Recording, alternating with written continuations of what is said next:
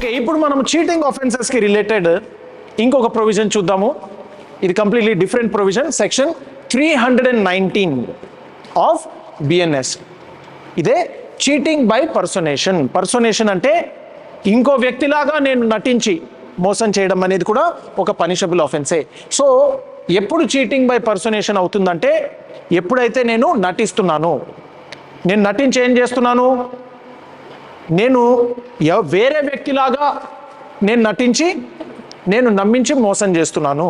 So therefore ఇది cheating అనే offence కింద కూడా వస్తుంది.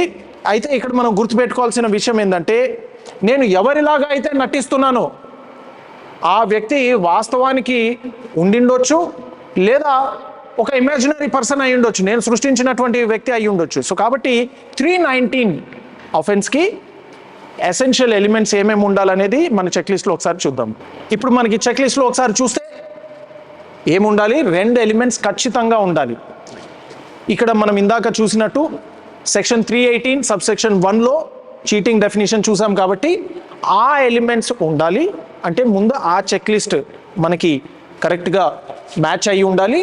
Secondly, pretending to be another person, నేను ఏ వ్యక్తినైతే కానో ఆ వ్యక్తిలాగా నేను యాక్టింగ్ చేస్తున్నాను లేదా నమ్మిస్తున్నాను, మోసం చేస్తున్నాను.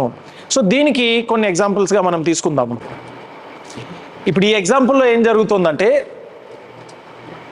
ఈ వ్యక్తి ఓటింగ్ అనేసి వచ్చాడు, ఓటర్ ఐడి కార్డు ఇచ్చాడు.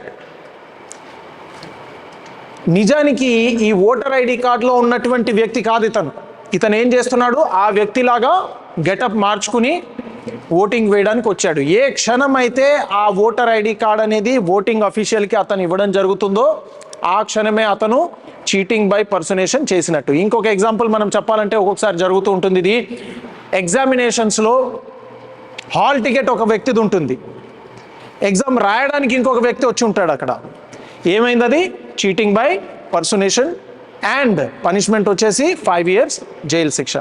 సో అదండి ఇవాళ వీడియో. ఐ హోప్ దట్ ఈ వీడియో తోటి మీకు చీటింగ్ అనే ఆఫెన్స్ యొక్క కంప్లీట్గా క్రిస్టల్గా మీకు అండర్స్టాండింగ్ వచ్చిందని భావిస్తూ మరిన్ని వీడియోస్లో ఈ విధంగానే మనము నేర్చుకుందాము. అంతవరకు నమస్కారం.